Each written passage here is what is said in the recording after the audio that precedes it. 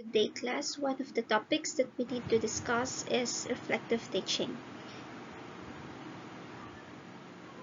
But before we start, allow me to share with you some questions, and you can pause for a while you ponder, while you think of your own answers on this particular questions that I'm going to share on screen. One of the questions that I want you to ponder is this one. What made me a successful student? Do you consider yourself as successful? So why do you consider yourself as such? After the first question, here's another one. So you can pause for a while and think of your personal answer for this. Which among my study habits are more effective that yields positive outcomes? What are the things that you are doing that you think are effective for you in your studies? Another question in mind that you can think for at this moment is this. Why do students lose motivation in the classroom? So if you are a teacher, you can ask this question, and since you are still students, you can ask this on your own. Why do you lose motivation in the classroom if ever it happens to you?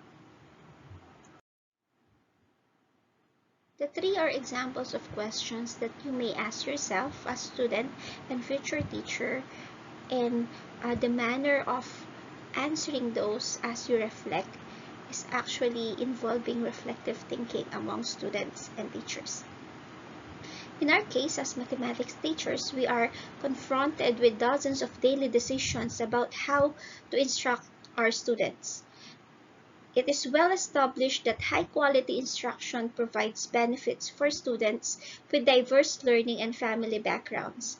However, it is often difficult for teachers to identify the critical aspects of a successful mathematics lesson as they strive to improve their practice. So in order for us to address this, we have to think of ways on how we can look back and consider different situations that happen in our classroom, and we can do that as we do reflective teaching. So what is reflective teaching? Reflective teaching is looking at what you do in the classroom, thinking about why you do it, and thinking about if it works. A process of self-evaluation and self-observation. By collecting information about what goes on in our classroom, and by analyzing and evaluating this information, we identify and explore our own practices and underlying beliefs. This may then lead to changes and improvements in our teaching. So when instructors engage in reflective teaching, they are dedicating their time to evaluate their own teaching practice. They can examine their curricular choices, consider student feedback, and make revisions to improve student belonging and learning. So this process requires information of gathering data, interpreting them, and planning for the future. So reflective teaching involves examining one's underlying beliefs about teaching and learning and one's alignment with actual classroom practice before, during, and after a course is taught.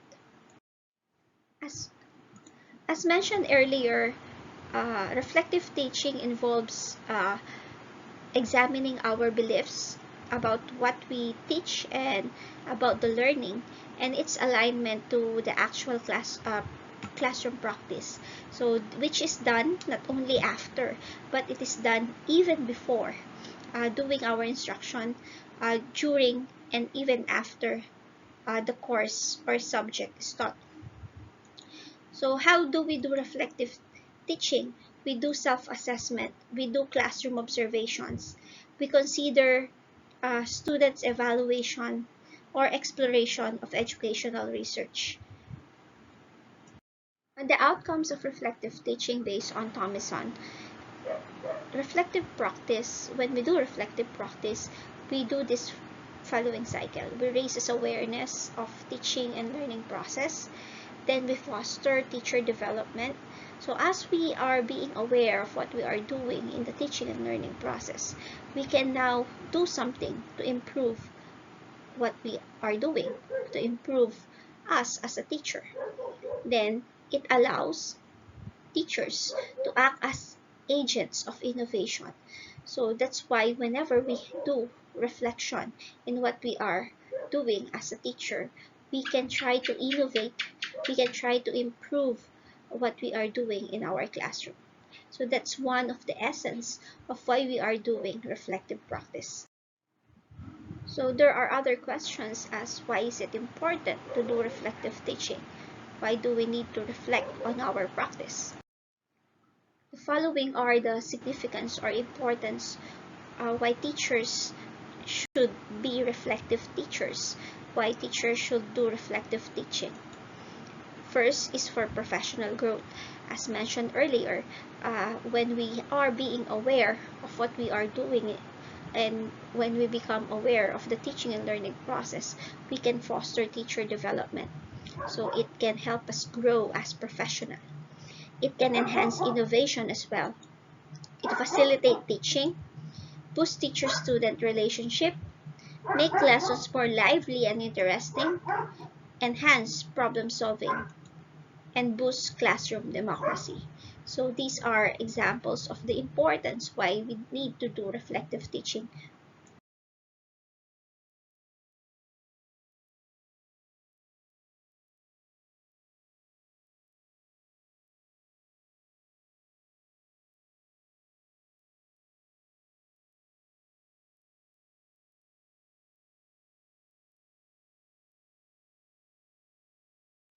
The following are examples on how we can do reflective teaching.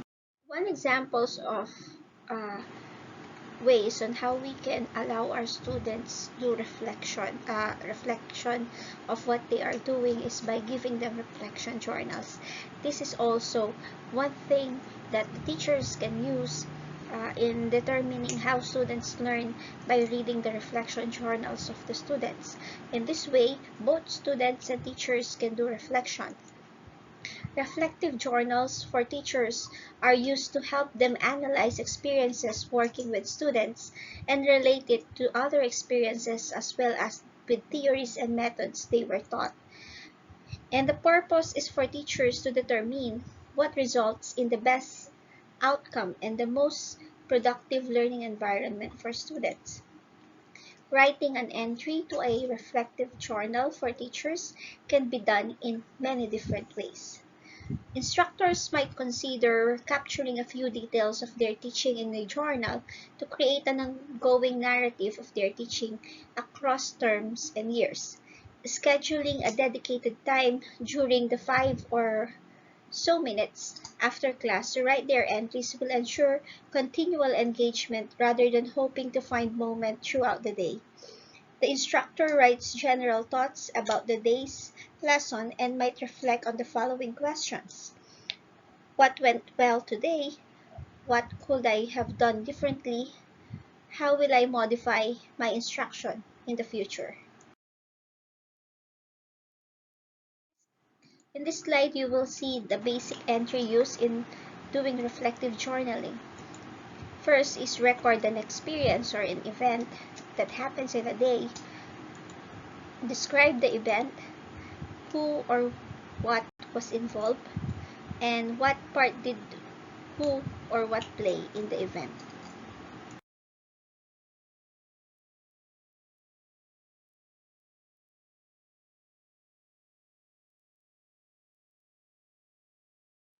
After that, you reflect, you contemplate on the experience.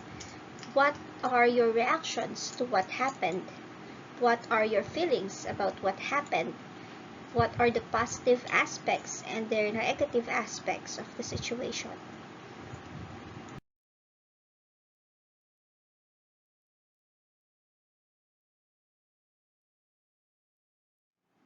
In the reflection journals, you have to analyze your thoughts, your feelings, and reactions.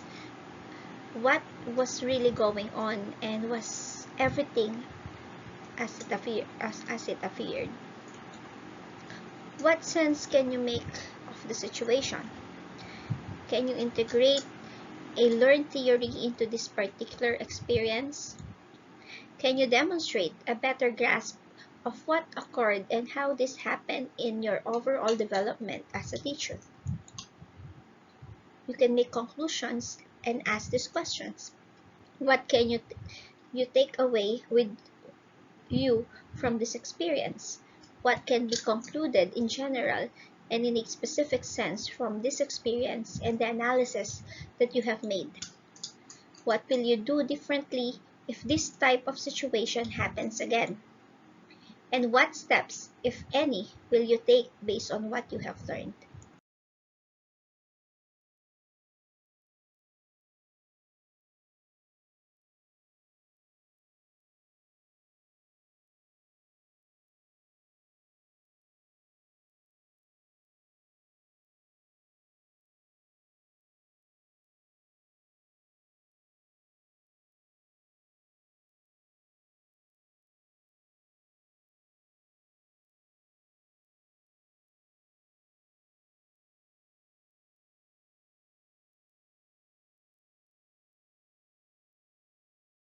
Aside from reflection journals, you can have teaching inventories. So this is something that you can use, or it is developed to help teachers or instructors assess and think more broadly about their teaching approaches. The inventories are typically designed to assess the extent to which particular pedagogies are employed. So teaching inventories, while often quick to complete, involve self-report of teaching practices and can lack total objectivity.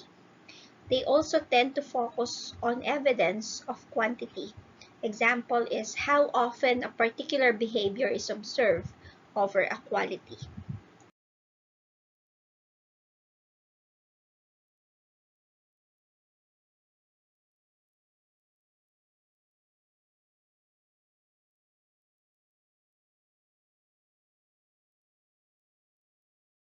Here are the examples of content that you can have for your teaching practices inventory. So you can categorize it. The first one, course information provided, including the learning goals or outcomes. So you can list down all the course information that you have provided with your students. At the same time, the second category involves what the materials that you have provided your students. What are the supporting materials that you have provided your students? You can also have the category in-class features and activities. So you can list down the different features, the different activities that you have assigned your students. Number 4 is the assignments that you allow your students to do. So once you were able to list down all of this, you can reflect on what am I doing in my class. So number 5, feedback and testing. What type of assessment am I doing to my students? Am I giving them? And others are what are the diagnostics, pre-post testing, new methods with measures, etc. So you can have training and guidance of teacher assistants and collaboration of or sharing in teaching. So this is an example of that inventory, but I'll just be giving you a copy of my slide so that you can be able to zoom in the content of this. Another way to do reflective teaching is by doing video recording in your teaching practices. So you record what you are doing. So instructors may request to video record their lessons while conducting it in the classroom observation, or instructors can video record themselves while teaching and use a classroom observation protocol to assess their own practices. So you do audio or video recording of lessons. It can provide you as your basis for reflection. So instructors can video record themselves while teaching and use a classroom observation protocol as mentioned earlier to assess your own practices.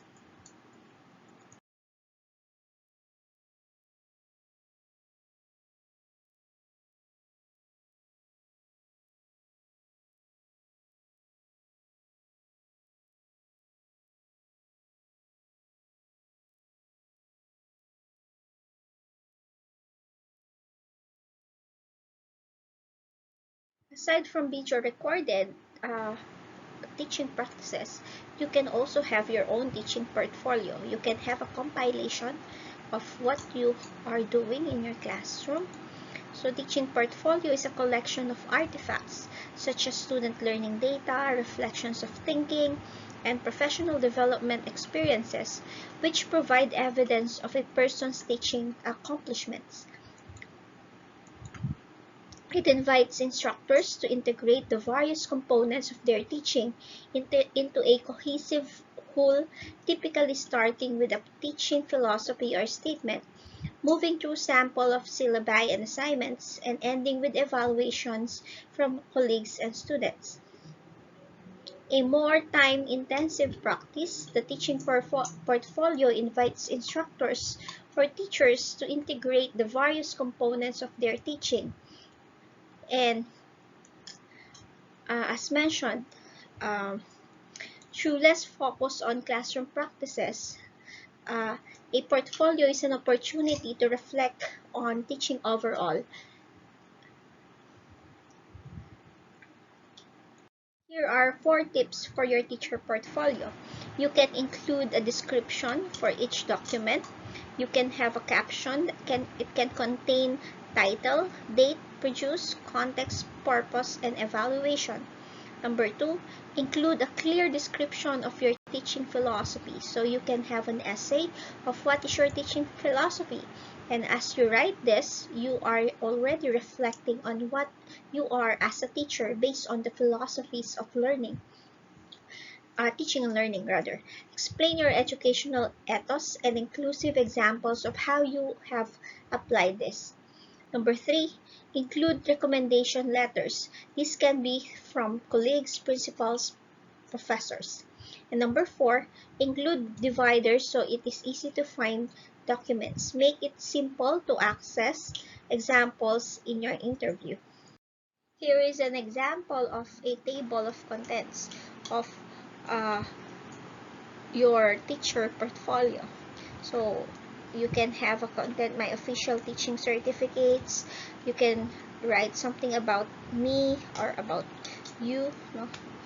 Classroom management, your comprehensive literacy, print-rich environment, comprehensive numeracy, intentional play, guided inquiry, homeschool connection, technology, differentiated instruction, special education, a copy of my appraisal. So the content is up to you, but the main essence of doing teaching portfolio is putting into a compilation the evidences of your teaching.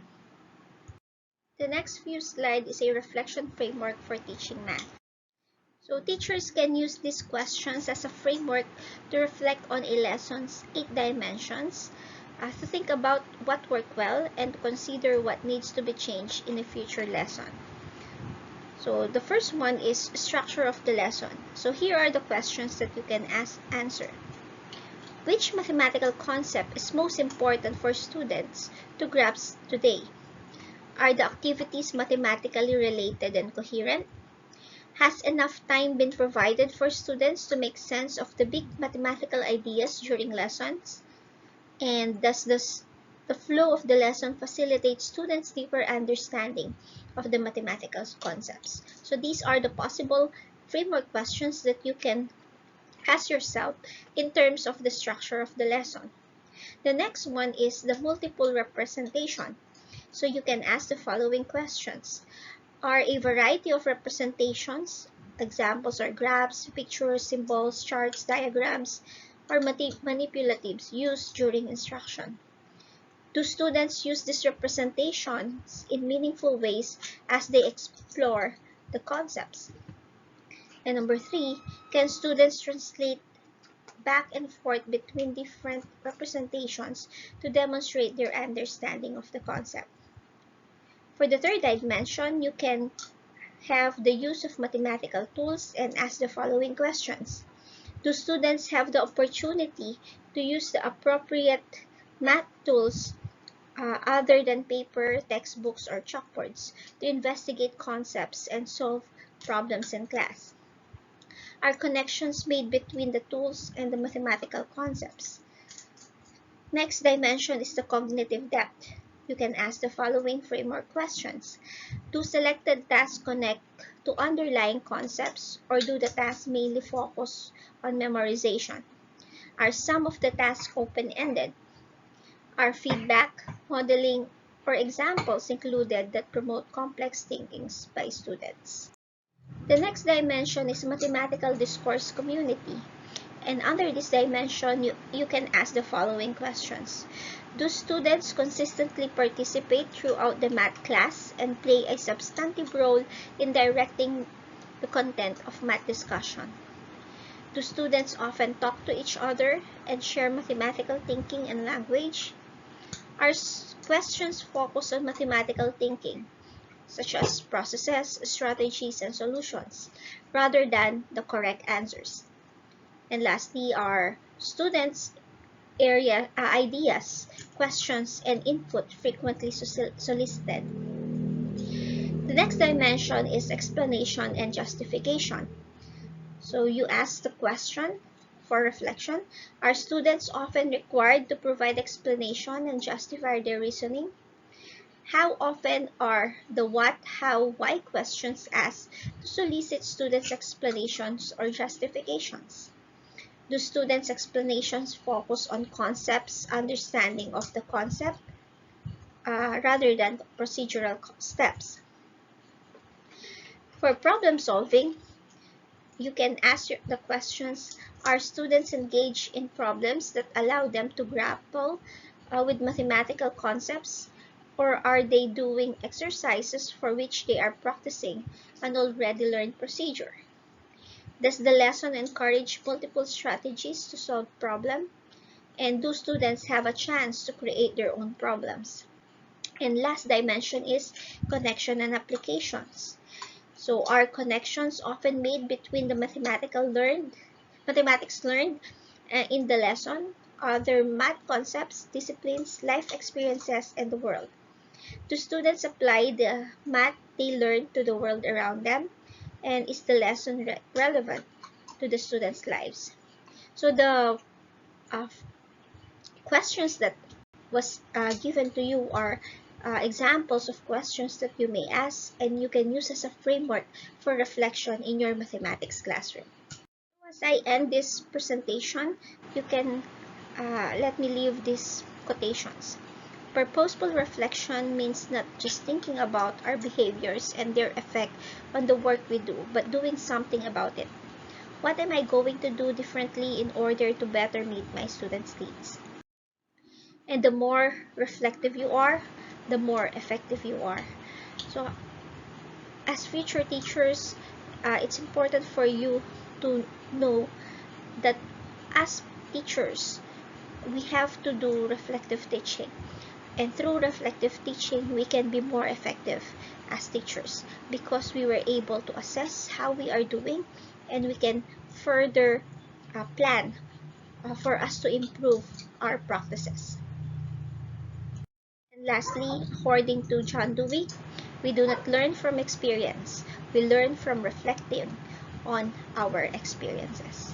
So I hope you've learned in our discussion today, and I'll just be giving you some questions to answer in our Google Classroom.